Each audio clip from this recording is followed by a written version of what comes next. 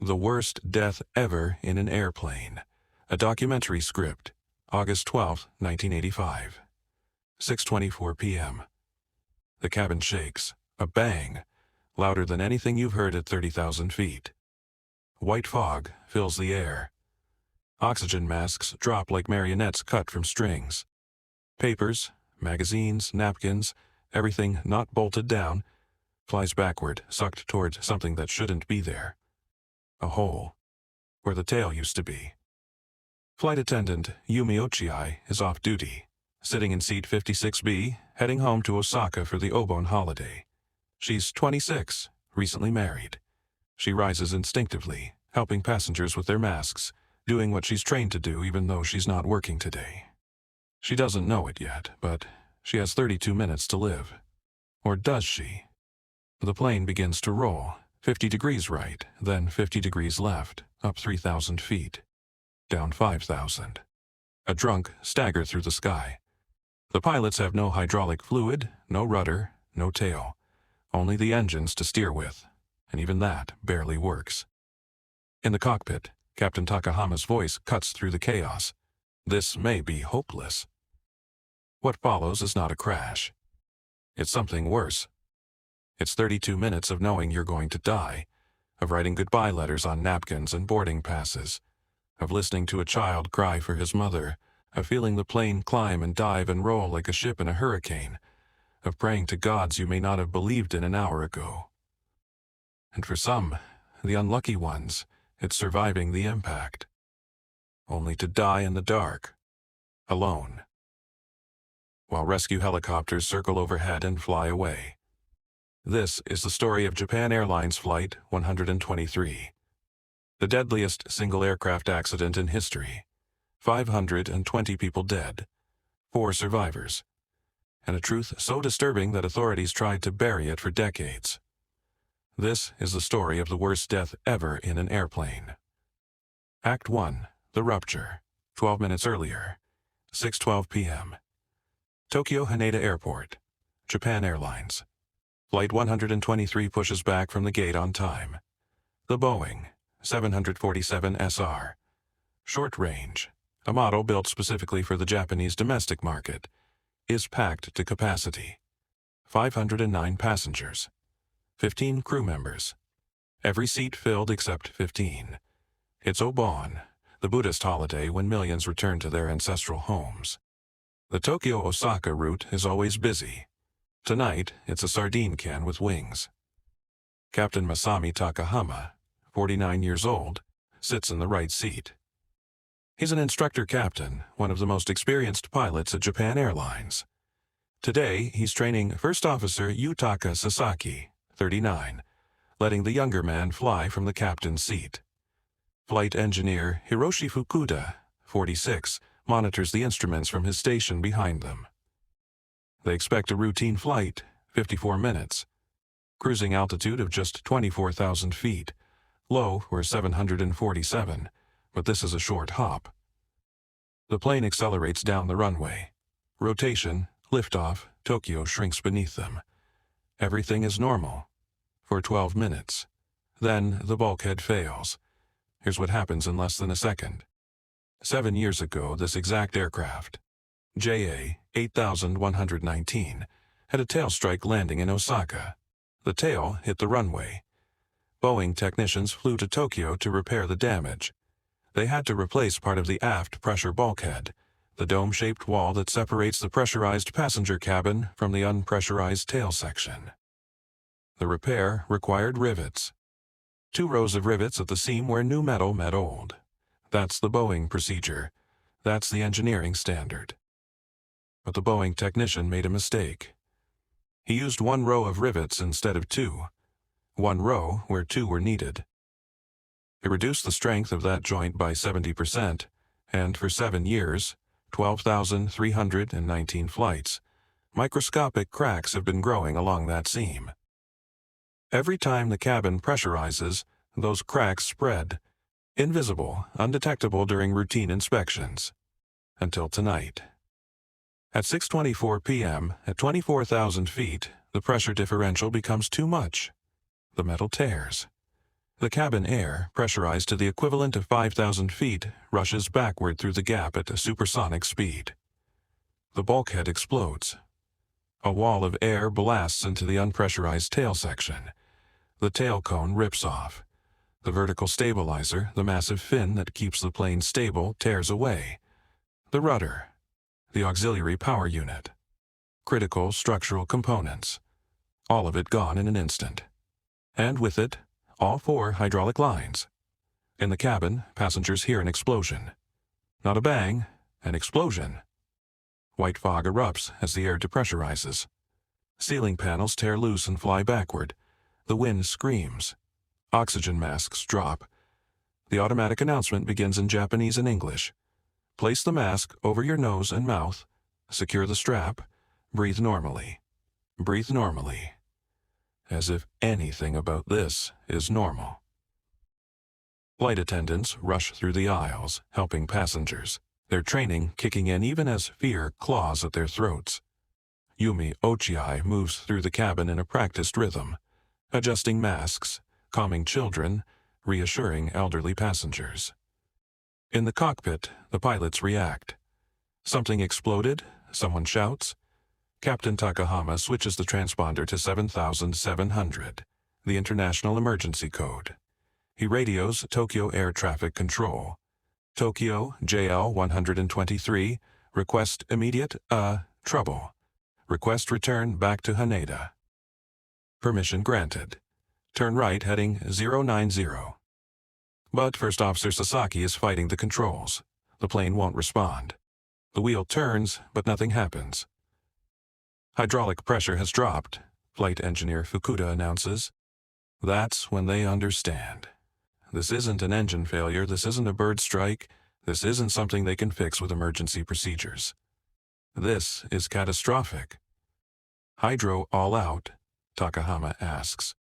Yes, Fukuda confirms. All 4 hydraulic systems gone. On a 747, hydraulics control everything. The elevators that make the nose go up and down, the ailerons that roll the plane left and right, the rudder that steers. Without hydraulics, a 747 is a 300-ton glider with no way to control where it goes. Except the engines. The pilots have the engines. They can add power to climb, reduce power to descend, increase power on the left engines to turn right, increase power on the right engines to turn left. But trying to fly a 747 on engine power alone is like trying to steer a semi-truck by pressing the gas pedal. Technically possible, theoretically manageable, but in practice nearly impossible. Especially when the plane has also lost more than half its vertical stabilizer and is now experiencing 2 deadly oscillations simultaneously. The phugoid cycle. The plane climbs until it stalls, then dives until it picks up speed, then climbs again. 90-second periods. 3,000 to 5,000 feet of altitude change each cycle. The Dutch roll. Without the stabilizing force of the tail fin, the plane fishtails side to side, rolling 50 degrees right, then 50 degrees left, over and over. Imagine being inside a shipping container on a cargo ship in a typhoon, rolling, pitching, climbing, falling, again and again and again, for 32 minutes. Knowing you're probably going to die. Act 2, the fight. The pilots do not give up. This is critical to understand. Until the final second, they fight. They modulate engine power. They extend and retract the landing gear to add drag. They try the flaps. They're hypoxic. None of them put on their oxygen masks in the chaos. But they keep trying. Captain Takahama, First Officer Sasaki and Flight Engineer Fukuda are not heroes because they succeed. They're heroes because they refuse to surrender. Lower the nose, Takahama shouts. Nose up, Sasaki responds, contradicting him because the plane's behavior is so erratic that both commands make sense at different moments. Power, max power. Stall, max power, max power. The cockpit voice recorder captures it all. The desperation. The fear, the stubborn determination to survive. But physics doesn't care about determination. In the cabin, passengers know something is catastrophically wrong. The plane climbs steeply. People press back into their seats from the G-forces. Then suddenly it dives, and their stomachs float into their throats. The horizon tilts 50 degrees, 60, 70. Mountains appear in the windows where sky should be. Flight attendants try to maintain calm. They instruct passengers to fasten seatbelts, to prepare for emergency landing, to get into brace position. But you can hear it in their voices, the tremor beneath the professionalism. Some passengers pray. Some cry. Many write letters. On napkins. On boarding passes. On the backs of magazines. Whatever paper they can find. Letters to children, to spouses, to parents. Last words. Final thoughts. To think that our dinner last night was the last time. There's little oxygen, I feel sick. Inside the plane, voices are saying, let's do our best. Please look after the children. The plane is turning around and descending rapidly. I am grateful for the truly happy life I have enjoyed until now. One letter, found in the wreckage, written by a father to his wife and children, repeats 3 words over and over. I'm scared. I'm scared. I'm scared. Help me. I don't want to die. A photographer on board takes pictures. His camera is found later, the film intact. The images show oxygen masks hanging down over packed rows, passengers looking up at the ceiling. The cabin still intact, but everyone wearing that expression. The one you never want to see on a human face. The expression of people who know they're about to die. The plane's trajectory is chaotic. Air traffic control watches on radar as Flight 123 makes a partial turn back towards Tokyo, then veers north. The controller offers Nagoya as an alternative landing site, but the pilots insist they're returning to Haneda. They're not, though. They can't. The plane won't respond to their inputs with any consistency. They're heading inland, away from airports, toward the mountains of central Japan. On the ground, someone listening to the air traffic control frequency hears the emergency and contacts the media. Japanese TV stations interrupt programming. One channel patches through a live phone call with a man watching the plane from the ground. It's weaving, he says. It's flying like it's drunk. It's going up and down. I can see Mount Fuji behind it. People across Japan watch their televisions in horror, listening to a man narrate the death spiral of 524 people in real time. At 6:55 p.m., the plane is over the town of Otsuki. It makes a complete 360-degree descending turn, losing 5,000 feet. Mount Fuji passes beneath them, 3,000 feet below. For a brief, terrible moment, passengers on the left side can look down and see the iconic snow-capped peak. Any other time, it would be beautiful. Now, it's a landmark they'll never see again. The plane straightens, heads east toward Haneda. For a moment, just a moment, it looks like the pilots might have figured it out, like they might have found a way to control the beast. Air traffic control asks, "Have you regained control?" Captain Takahama's response is calm, professional, devastating. Japan Air 123, uncontrollable.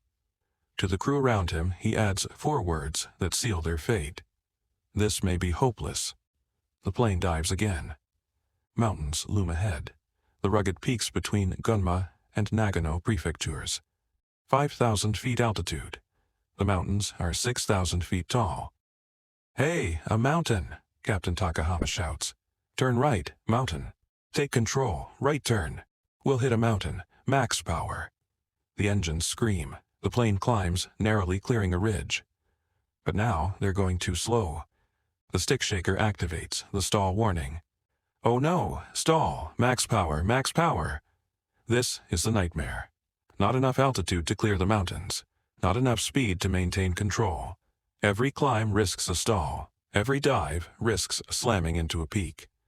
The pilots are riding the narrowest edge between too fast and too slow, too high and too low. And they're running out of time. At 6:56 p.m., Tokyo Air Traffic Control gives them their position, 102 kilometers northwest of Tokyo. Japan Air 123 Roger. the pilots acknowledge. It's the last transmission anyone receives from the plane. For the final 66 seconds, the pilots ignore all radio calls. Every ounce of their focus is on keeping the plane in the air one more second. Then one more, then one more. Witnesses on the ground see it now. A massive 747 weaving between mountain peaks like a drunk driver on a mountain road, rolling violently, climbing, diving. One witness takes a photograph, a silhouette against the sky. The vertical stabilizer is clearly missing. Another witness later tells reporters the plane looked like a staggering drunk. On board, passengers brace however they can. Row 56. That's where Yumi Ochiai sits, helping people to the very end, then returning to her seat and fastening her seatbelt. She doesn't know that this seat, 56B in the left rear of the aircraft, will save her life. Row 54. A mother, Hiroko Yoshizaki, sits with her 8-year-old daughter Mikiko on one side and her husband and 7-year-old daughter on the other. A complete family, holding hands. Row 60. 12-year-old Keiko Kawakami sits with her family. Father, mother, younger sister, going to Osaka for the holiday. They don't know that seating position will determine everything. The plane banks right, 50 degrees, 60, 80 degrees. It drops behind a descending ridge of Mount Osutaka. The last thing witnesses see is the massive silver fuselage disappearing behind the ridgeline, rolling right, nose down, at an impossible angle. In the cockpit, alarms scream. Sink rate. Whoop whoop, pull up. Raise the nose, Captain Takahama shouts. Raise the nose, power. The descent rate hits 18,000 feet per minute. The altimeter unwinds like a broken watch. 2,000 feet, 1,000, 500. Captain Takahama's final words, captured on the cockpit voice recorder. It's the end. Act 3, the impact. 6 hours, 56 minutes and 22 seconds. PM. The right wingtip strikes trees on a ridgeline. The number 4 engine shears off. The plane continues forward, still traveling at over 300 knots. It hits another ridge right wing down, digging a trench through the summit. The wing disintegrates. Debris tumbles down the mountainside in a river of metal and fire. But the 747 keeps going. It hurtles across a ravine, more than 500 meters, and slams inverted into the spine of another ridge. The explosion is visible for miles. A fireball that lights up the evening sky. The fuselage breaks apart. Massive sections roll down the steep slopes, knocking over trees, scattering burning wreckage across the forest. The tail section, the last 7 rows of the passenger cabin, separates from the main body and tumbles into a ravine on the opposite side of the ridge. After 32 minutes of terror, Japan Airlines Flight 123 stops moving. But for some passengers, the nightmare has only just begun. Because they're alive. In the wreckage, injured, in pain, but alive. Trapped in the tail section, Yumi Ochiai regains consciousness. She's pinned between collapsed seat rows. She can't move her legs. Something is broken. Her pelvis, though she doesn't know it yet. Her arm won't work properly. But she's breathing. Around her, in the darkness, she hears sounds. Harsh panting, gasping, moaning. I heard it coming from everywhere, all around me. She later tells investigators from her hospital bed, there was a boy crying mother. I clearly heard a young woman saying, come quickly. Suddenly, I heard a boy's voice. Okay, I'll hang on, he said. It sounded like the voice of a boy of about school age. People survived the impact. 20 to 50 people according to later forensic estimates. Maybe more. Passengers who were sitting in the rear of the aircraft where the fuselage remained somewhat intact. People with broken bones, internal injuries, trauma, but survivable injuries if rescue came quickly. Overhead, Ochiai hears a sound. Helicopter rotors. I couldn't see any light, but I could hear the sound, and it was quite near too. We will be saved, I thought, and waved frantically. Others hear it too, the boy, the young woman. People trapped in the wreckage begin shouting, waving, calling for help. But the helicopter went farther away, Ochi recalls. "Don't go," I waved desperately. "Help," but it faded. The helicopter leaves. And slowly, one by one, the voices around her stop. I could no longer hear the voices of the boy or the young woman. They die in the dark, on the side of a mountain. In August, heat that turns the wreckage into an oven during the day, then cold mountain air at night. They die from their injuries, from blood loss, from exposure, from shock. They die because rescue doesn't come. Not that night. Not for 16 hours. Act 4, the wait. Let's be clear about the timeline. 6:56 p.m., the plane crashes. 6:57 p.m., Flight 123 disappears from radar. Air traffic control tries to make contact. No response. 7:21 p.m., a United States Air Force C-130 transport plane, already in the air near the flight path, spots the burning wreckage from above.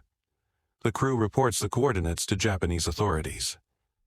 25 minutes after the crash, rescuers know exactly where the plane went down. The C-130 crew circles the site. They see fire.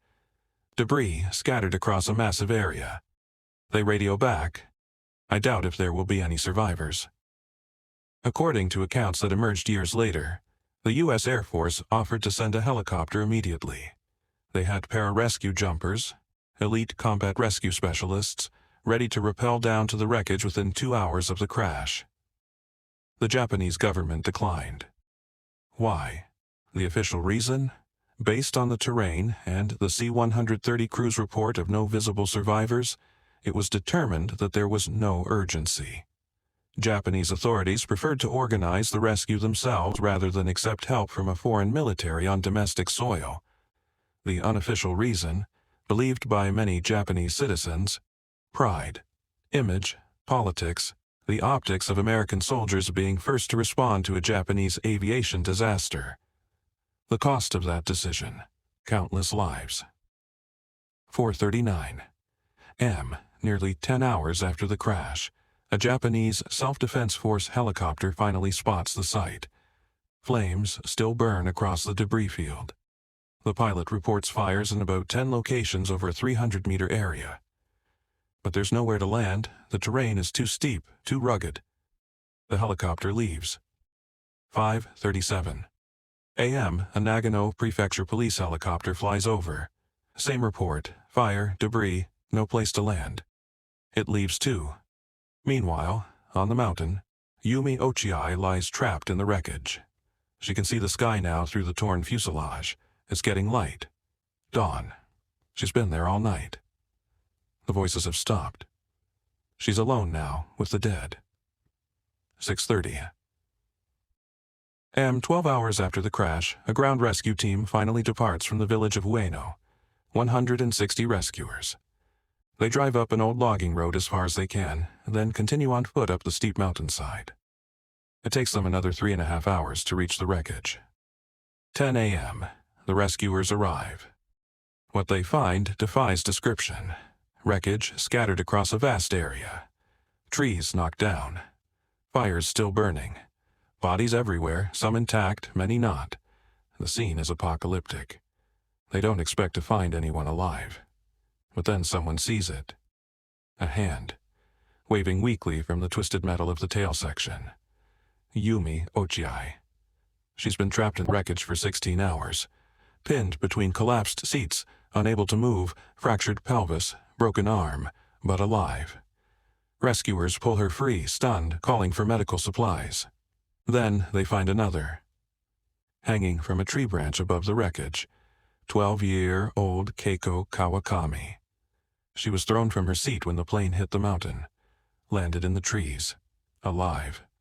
Her parents are dead. Her younger sister is dead. She's the only one from her family to survive. And then 2 more. In what was once row 54, Hiroko Yoshizaki and her 8-year-old daughter Mikiko.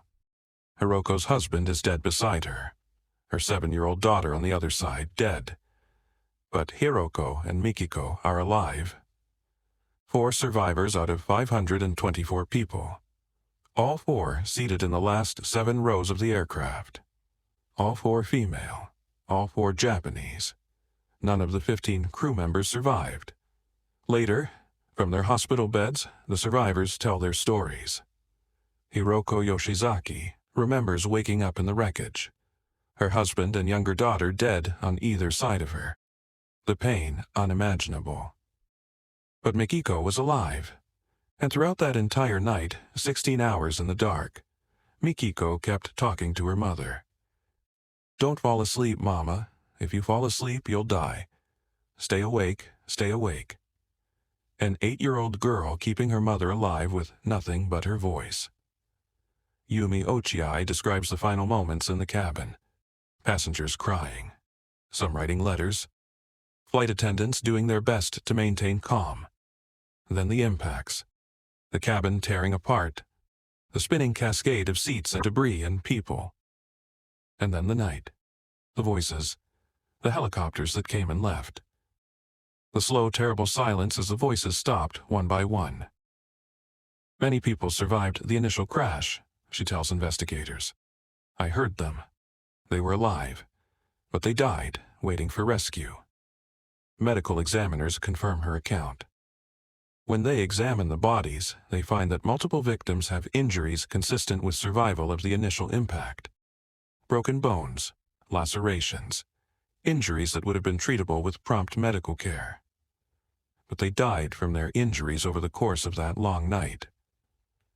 If rescue had come immediately, if the U.S. Air Force pararescue jumpers had been allowed to deploy, how many would have survived? 10? 20?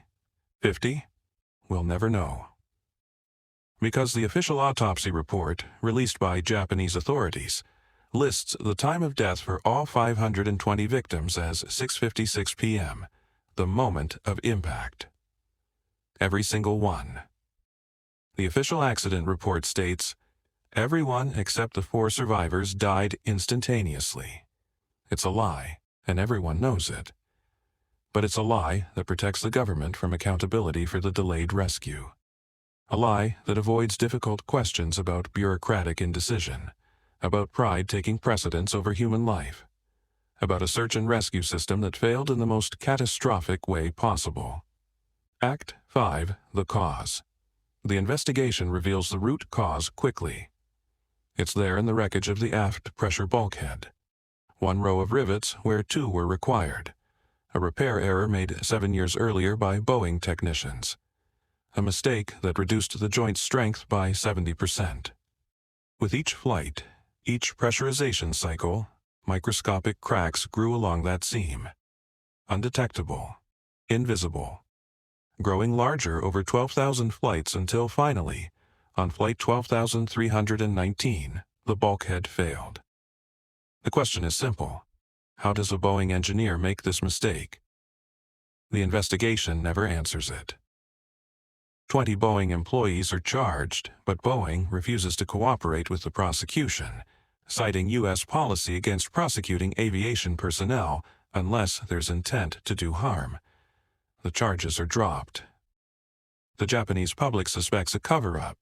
Many believe Japan Airlines, not Boeing, made the error. That Boeing took the blame to protect its biggest 747 customer. Whether that's true or not, Japan Airlines bears the brunt of the punishment. The CEO resigns immediately. A maintenance manager commits suicide to apologize for the disaster. JAL bookings fall by a third nationwide. Airline employees are assaulted in the streets if they appear in uniform. It takes years for the company to recover economically. Public trust? That never fully returns. The simulator tests are damning. Investigators arrange for experienced crews to attempt the same scenario in flight simulators. Total loss of hydraulics at cruise altitude, with the objective of landing the plane safely. 5 crews attempt it, all with advanced knowledge of what they'd face, all without the fear, the hypoxia, the physical violence of the actual event. None succeed in landing. Not one. The best result? 1 crew managed to get within 30 feet of the water in Tokyo Bay, wings level, descent rate of 500 feet per minute, speed just under 200 knots. But, with no wave flare for touchdown, investigators determined the plane would have cartwheeled on impact. Catastrophic breakup, widespread fatalities. The conclusion: the crew of Flight 123 never had a chance. They were doomed from the second the bulkhead failed. But that doesn't diminish what they did. Captain Takahama, First Officer Sasaki, and Flight Engineer Fukuda kept that plane in the air for 32 minutes with no hydraulics, no tail, and limited oxygen. 32 minutes when physics said it should have been seconds. 32 minutes fighting impossible odds with nothing but throttles and hope. 32 minutes of courage.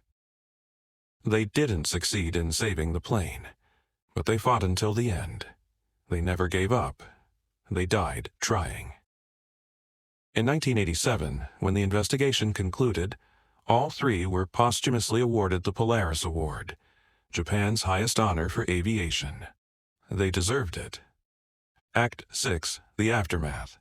The numbers tell part of the story. 520 dead. 4 survivors. The deadliest single aircraft accident in aviation history. The worst plane crash ever on Japanese soil. The second deadliest crash of any kind after the Tenerife airport disaster. But numbers can't capture what this crash meant. They can't capture the 32 minutes of terror. The letters written on napkins. The mother and child holding hands as the plane hits the mountain. The voices in the darkness that slowly fell silent. The 8-year-old telling her mother not to fall asleep. The 12-year-old thrown into a tree, the sole survivor of her family. They can't capture the guilt of the Boeing engineer who made the repair error. The shame of the JAL maintenance manager who took his own life. The rage of families who learned their loved ones might have survived if rescue had come sooner. They can't capture the way an entire nation mourned. Every August 12th, people climb Mount Osutaka. They visit the crash site, leave flowers, pray, remember. A memorial stands at the summit. Names of the dead, messages from families, photographs of people who never came home. In 2006, Japan Airlines opened the Safety Promotion Center at Haneda Airport. Inside, displays about aviation safety, history of the crash, pieces of the aircraft, personal effects recovered from the wreckage, including letters, the final messages written by passengers. The center exists to ensure that employees and the public never forget, that the lessons are learned, that this never happens again. Visitors walk through in silence, reading the letters on display, looking at the photographs of wreckage standing before the twisted metal of the tail section. Many cry, because it's impossible not to imagine, impossible not to wonder what those 32 minutes were like, impossible not to think about the people who survived the crash only to die waiting for help that came too late. The crash changed aviation forever. Boeing redesigned the 747's tail section to withstand pressure spikes from bulkhead failures. Installed covers over access holes that could prevent the tail from tearing off. Maintenance procedures were overhauled. Repair protocols became more stringent. Inspection techniques improved. Cockpit resource management was revolutionized. The accident demonstrated the importance of crew cooperation, communication, proper use of oxygen equipment. Search and rescue protocols were reformed globally. The cardinal rule now: always assume survivors until proven otherwise. Never delay rescue based on assumptions. These changes have saved lives, countless lives. But they came at a terrible cost. Epilogue. What death means. There's a question we haven't directly addressed yet. Why is this the worst death ever in an airplane? Not because it killed the most people, though the numbers are staggering. Not because the crash itself was particularly violent, though the impact was catastrophic. But because of what the passengers and crew experienced before they died. 32 minutes of absolute terror, knowing death is coming, unable to stop it. The plane climbing and diving and rolling while you hold on to your armrest with white knuckles and wonder if you'll feel pain when it hits or if it'll be instant. Writing a letter to your children saying goodbye, trying to fit a lifetime of love into 50 words on a napkin. Hearing the pilots shouting in the cockpit, hearing the alarms, knowing that the people flying the plane, the experts, the professionals, are just as terrified as you are. And then, for the unlucky ones, those who sit in just the right spot, whose bodies absorb impact at just the right angle, surviving, waking up in wreckage, in pain, in the dark, hearing other survivors around you, a boy calling for his mother, a young woman saying, "Come quickly," a child saying, "I'll hang on," hearing helicopters overhead, feeling hope, waving, shouting, believing rescue is moments away, and then watching the helicopters leave, feeling the hope drain out of you as the sound of the rotors fades, listening as the voices around you grow weaker, quieter, until they stop. Spending an entire night pinned in wreckage, unable to move, wondering if anyone is coming, if anyone even knows you're alive. Wondering if you're going to die here, slowly, alone. That's why it's the worst death. Not the moment of impact, not the instant of collision, but the time before, the time after, the knowing, the waiting, the hope that dies before you do. Yumi Ochiai survived, but part of her died on that mountain. How could it not? She heard people die around her, heard them calling for help, heard them stop calling. Keiko Kawakami survived, but her entire family died. Mother, father, little sister, gone. She was 12 years old. Hiroko Yoshizaki survived, but her husband and 7-year-old daughter died in the seats beside her. Her 8-year-old daughter survived with her, yes, but at what cost? What does a child carry after experiencing something like that? These survivors lived, but they live with something no human should have to carry. The worst death in an airplane isn't always the one that ends in death. Sometimes it's the one that ends in survival, because the dead at least have peace. The survivors have memory. Final frame, August 12, 1985. 6:24 p.m. A bang. A hole where the tail used to be. And 32 minutes until everything ends. You're in seat 56B, or 54C, or row 60. You're writing a note to your family. Your hand is shaking. The plane is climbing again, and you can feel your stomach drop as it starts to roll left, then right. And you know, this is it. You think about your children, your wife, your mother, the life you lived, the things you wish you'd said. You think about the last dinner you had with your family, the meal you barely remember because you thought you'd have 10,000 more dinners, but that was the last one. You think about the conversation you'll never have, the birthday you'll never attend, the wedding you'll never walk your daughter down the aisle for. The plane dives. Mountains appear in the window. You close your eyes, and you wait. 520 people waited. 4 survived. This is their story. This is the worst death ever in an airplane, not because of how many died, but because of how they died. In terror, in darkness, in hope that rescue would come. In the silence when it didn't. May it never happen again. End credits roll. Runtime, approximately 90 minutes when narrated with full pacing and archival footage.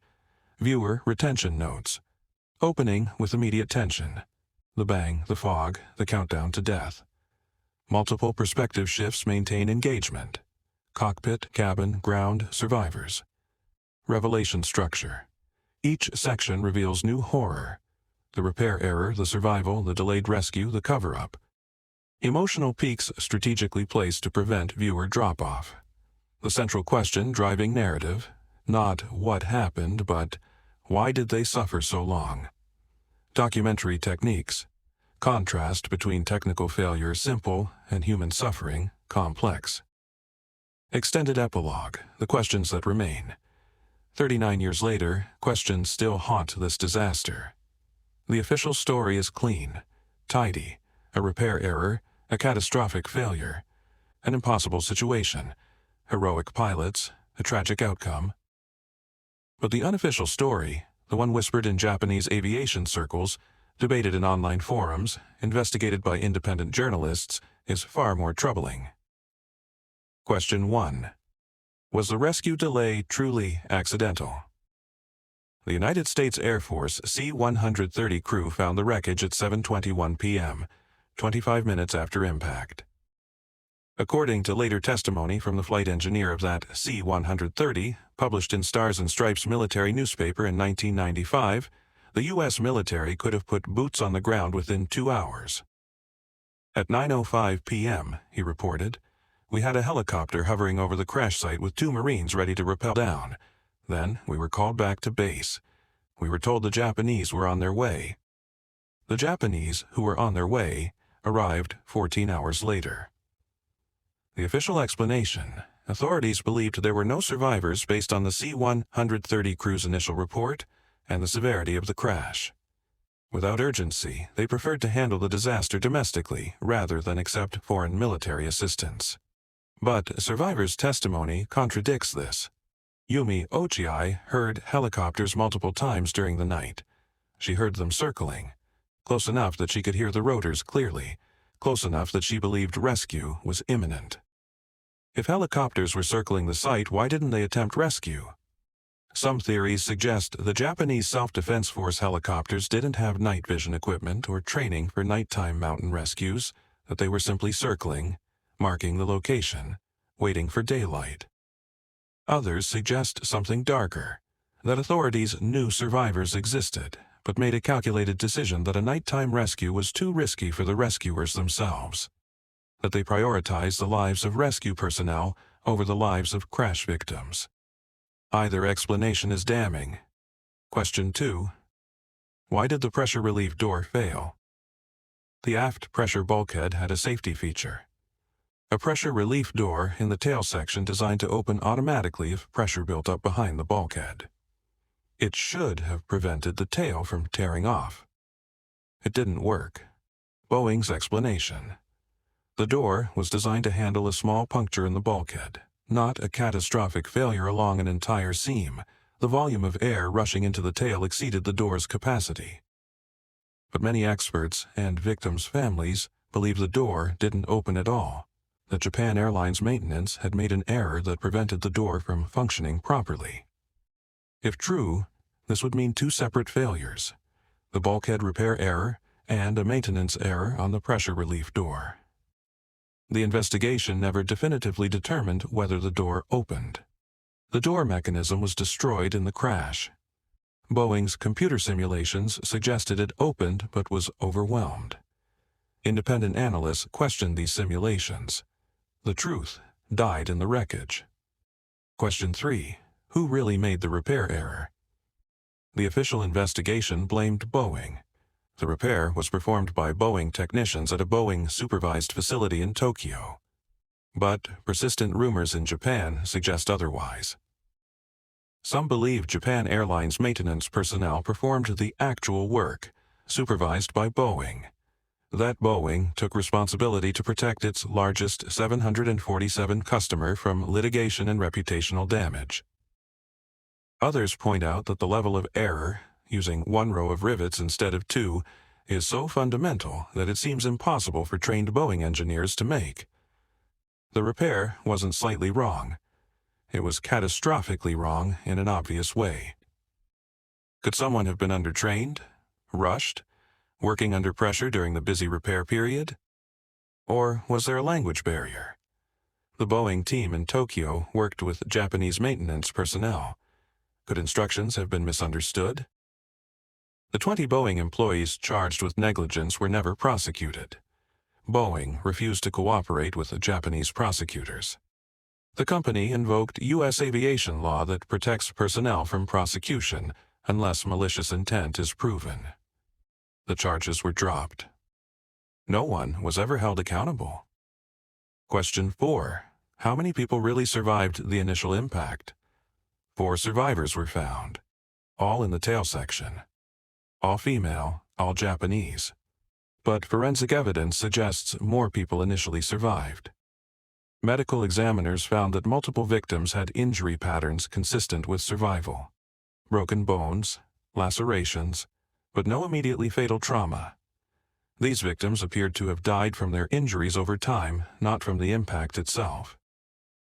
Yumi Ochiai heard many people around her in the darkness. She specifically remembers a boy, a young woman, and other voices. If we accept her testimony as accurate, and there's no reason not to, then at least a dozen people survived initially, possibly dozens. How many would have lived if rescue came within the first hour? Conservative estimates suggest 10 to 15 additional survivors. Optimistic estimates suggest up to 50. We'll never know the exact number, but we know that number is greater than 4. Question 5. Why did all 4 survivors come from the same section? This is perhaps the most haunting mystery. All 4 survivors were seated in rows 54, 60, the last 7 rows of the aircraft, the tail section. All 4 were female. All 4 were Japanese. No crew members survived. No male passengers from that section survived. No one seated forward of row 54 survived. The structural explanation is straightforward. The tail section separated from the main fuselage during the crash sequence. It tumbled down the opposite side of the ridge from the main wreckage.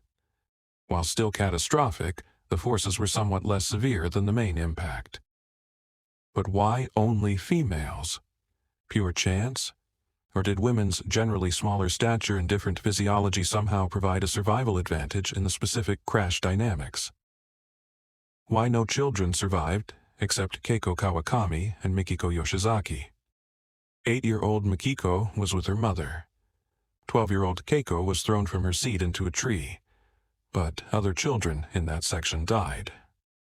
Random chance doesn't feel like an adequate explanation when the pattern is this stark.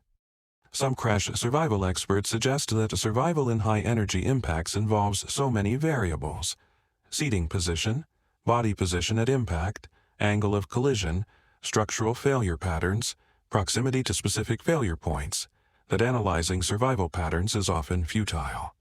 In other words, chaos theory. Small differences in initial conditions producing wildly different outcomes. Or, in simpler terms, luck. The 4 survivors were lucky. The other 520 were not. The human cost, individual stories. Numbers tell us about scale, but stories tell us about loss. Let's talk about some of the people who died. Kyu Sakamoto, Japan's Elvis. He was in seat 15D, 43 years old.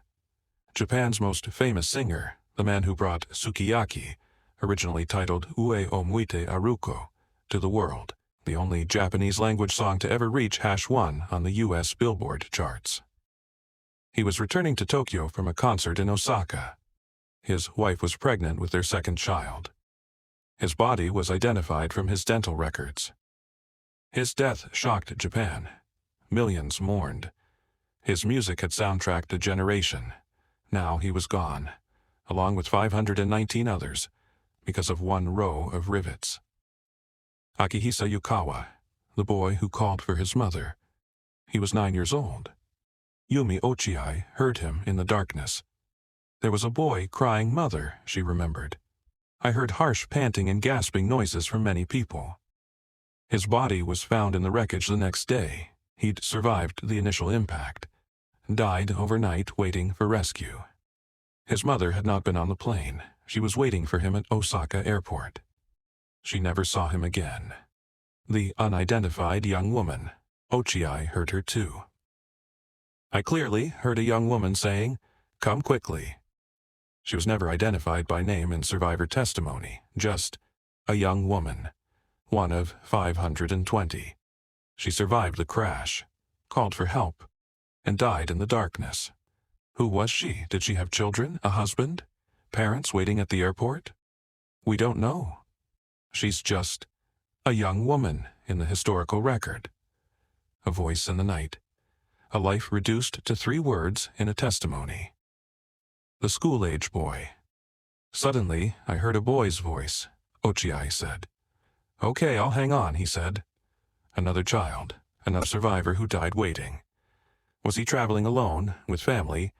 Was his family dead in the seats beside him, or were they waiting in Osaka? Did he know he was going to die? Or did he genuinely believe he'd hang on until rescue came?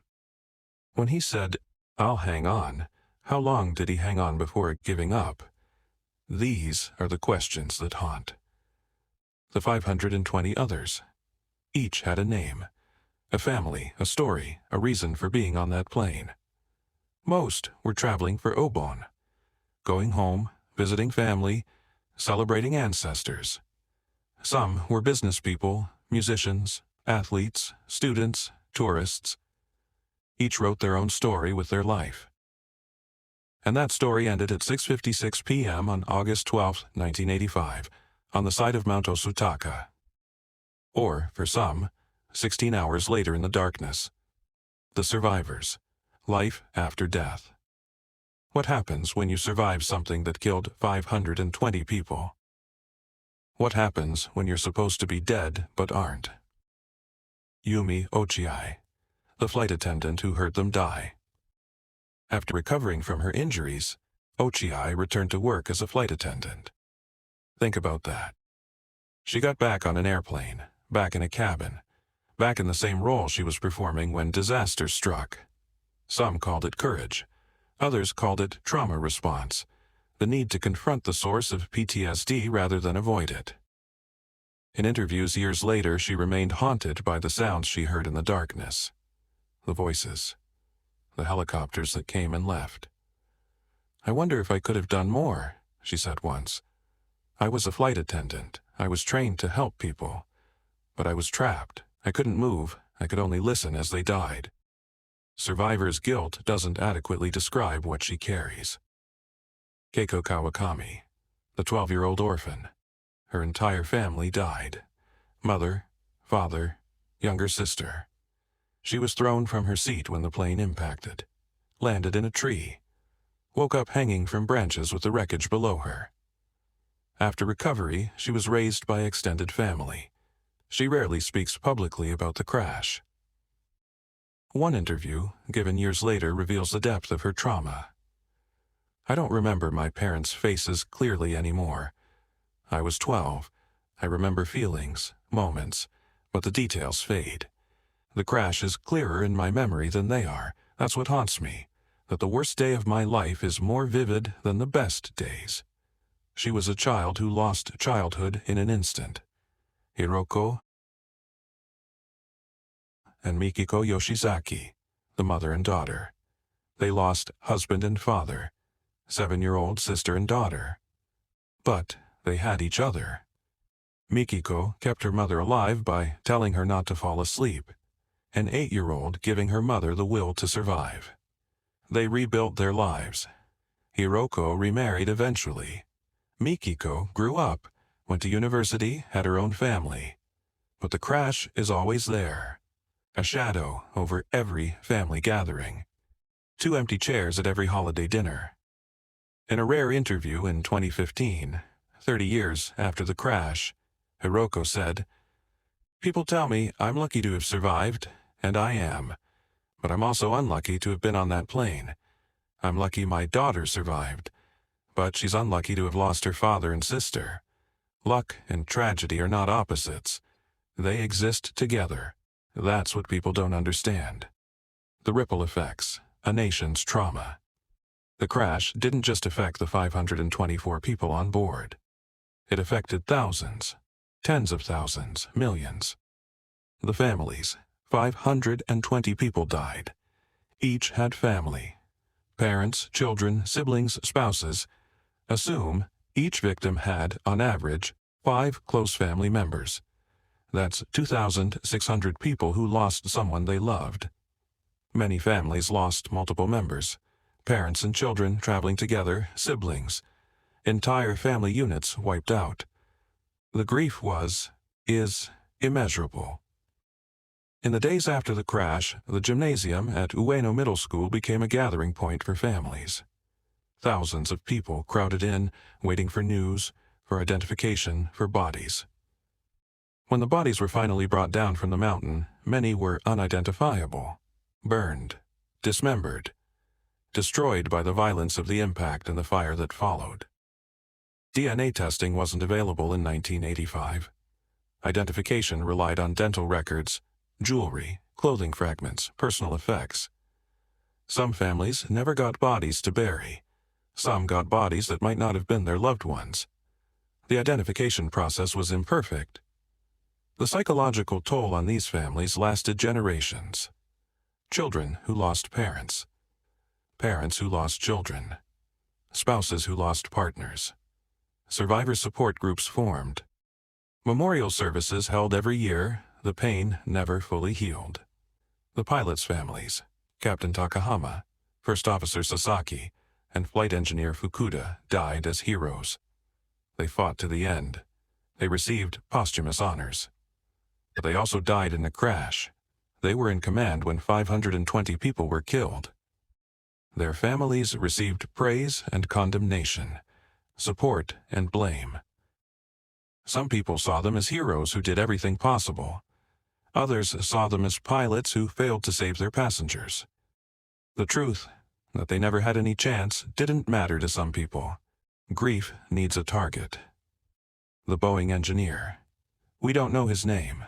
The investigation never publicly identified which specific technician made the repair error. But he exists. Somewhere.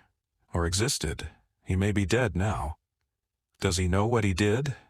Did he ever find out that his mistake killed 520 people? If he knows, how does he live with it? Some people would say, it was an honest mistake. He didn't intend harm. He shouldn't be blamed. Others would say 520 people are dead because of his error.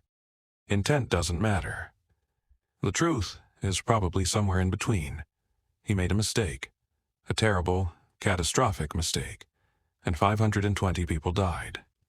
That's a burden no human should have to carry. But if he knows, he carries it anyway. Of public anger. Assaulted on the streets, spit on, verbally abused. Many quit. Some changed careers entirely. The stigma of working for JAL in the years after the crash was overwhelming. Even employees who had nothing to do with Flight 123, ground crew, booking agents, pilots on different routes, faced harassment.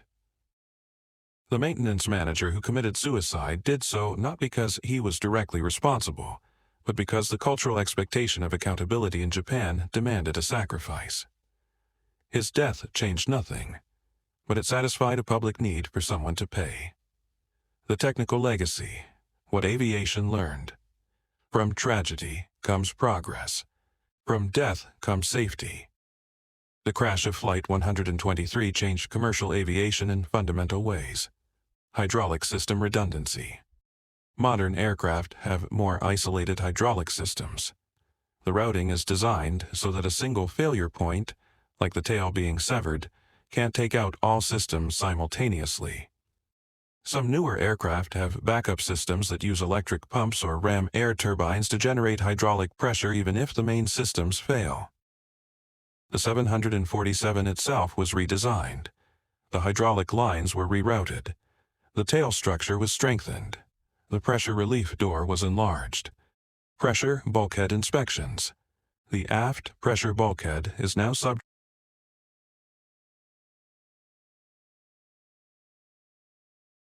to far more rigorous inspection protocols.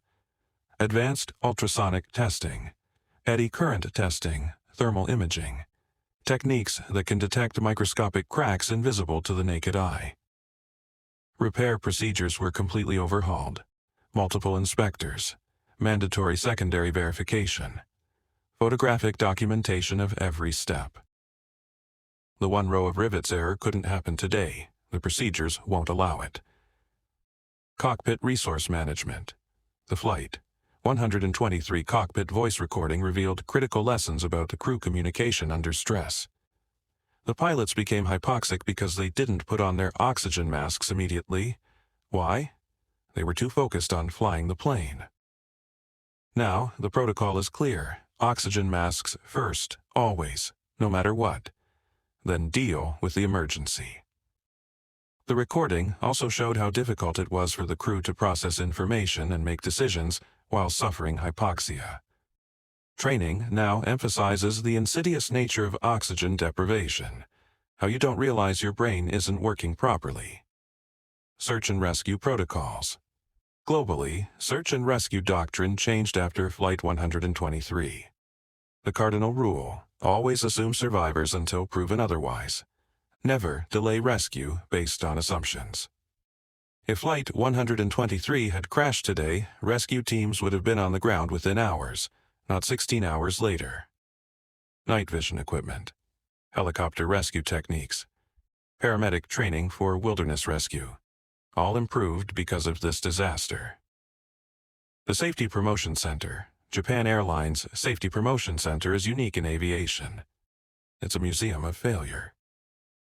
Inside are artifacts from Flight 123. Pieces of the tail, seat cushions, passenger belongings, letters written during the final minutes. But more importantly, it's a training facility. Every Japan Airlines employee, pilots, flight attendants, mechanics, ground crew, goes through the center as part of their training.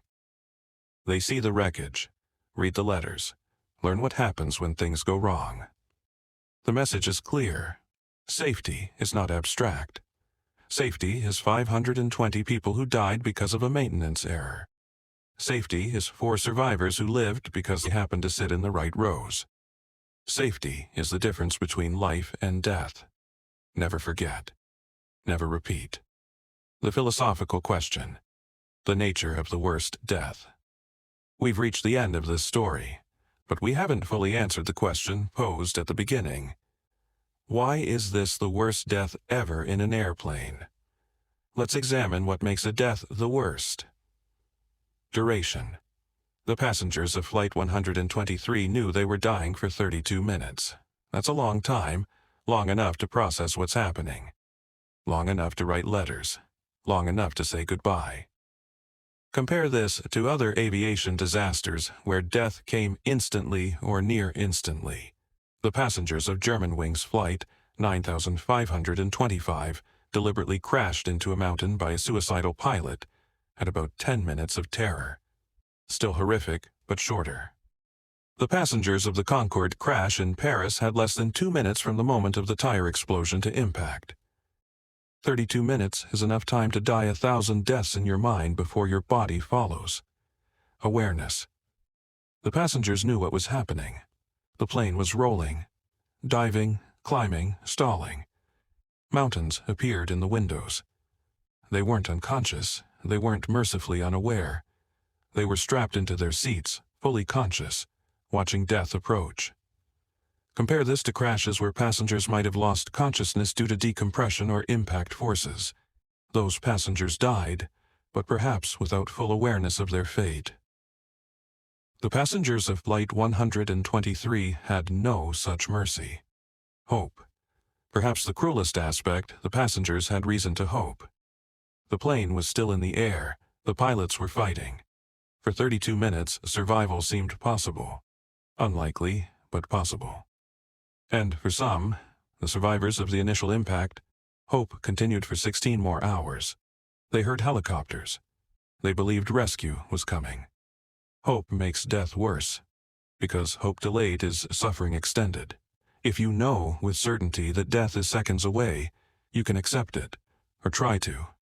But if death might be avoidable, if rescue might come, if there's a chance, that's torture.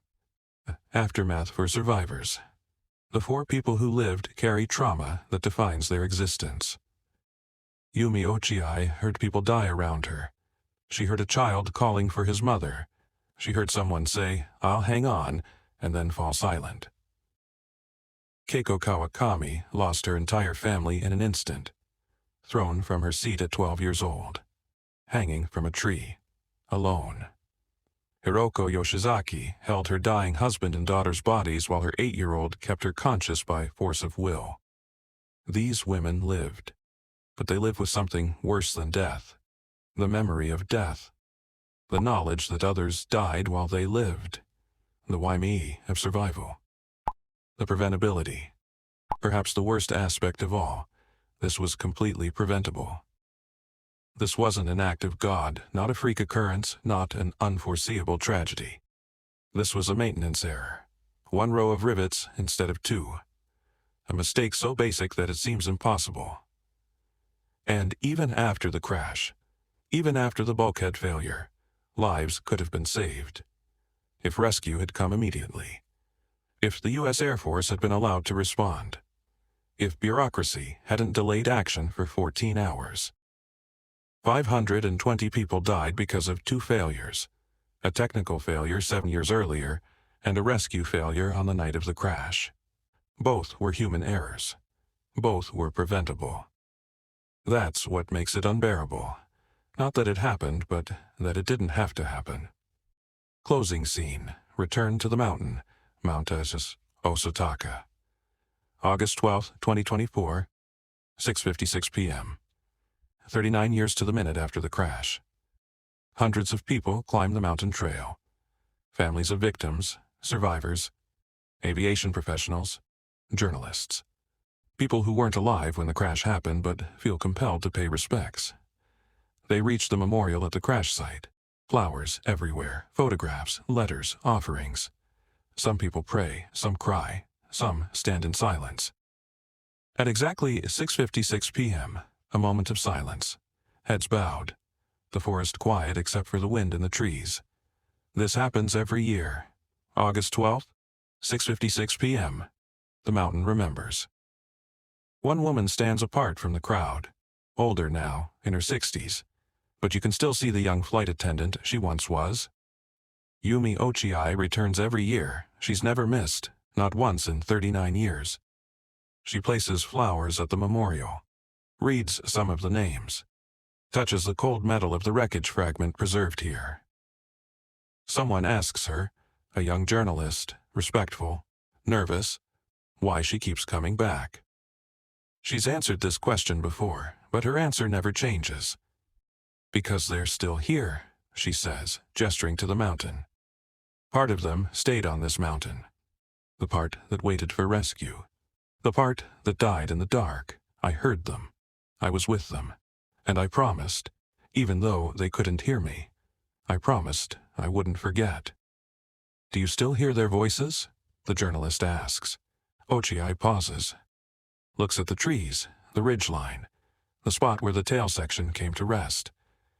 Every night, she says quietly.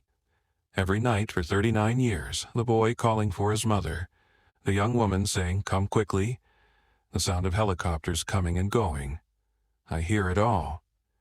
I'm sorry, the journalist says. Ochiai shakes her head.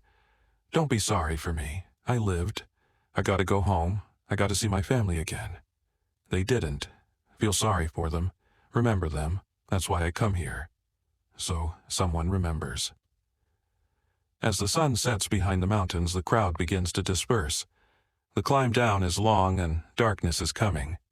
But some people stay, keeping vigil, lighting candles, sitting in silence as night falls. Because this mountain is more than a crash site. It's a grave, a memorial, a reminder. 520 people died here. 4 survived here. And the worst death ever in an airplane happened here. Not in an instant, but over 32 minutes of terror and 16 hours of hope that turned to darkness. The mountain remembers. The survivors remember. And now, you remember too. Fade to black, final title card. In memory of the 520 victims of Japan Airlines Flight 123. May their deaths never be forgotten. May the lessons learned save lives forever. August 12, 1985.